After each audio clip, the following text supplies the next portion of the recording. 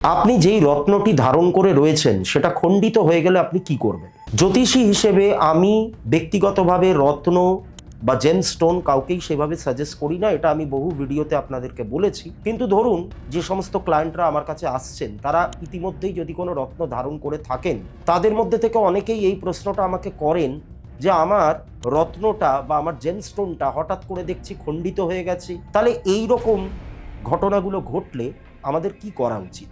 দেখুন, সবার প্রথমে রত্ন যদি খণ্ডিত হয়ে যায় তাহলে আপনাদেরকে জন্মছক পুনরায় বিচার করানো উচিত। হতেই পারে যে এই মুহূর্তে আপনার এই রত্নটির আর কোনো প্রয়োজনীয়তা নেই, সেই প্রয়োজনীয়তা ফুরিয়ে গেছে, বা আপনার যে দশা অন্তর্দশা চলছে বা যে ট্রানজিটগুলো বা গ্রহদের যে সমস্ত গোচরগুলো চলছে সেগুলো বিচার করলে হয়তো দেখা যাবে যে আবার আপনাকে নতুন করে আরেকটি রত্ন আপনাকে হয়তো ধারণ করতে হতে পারে বা সেই রত্নটাকে শোধন করতে হতে পারে।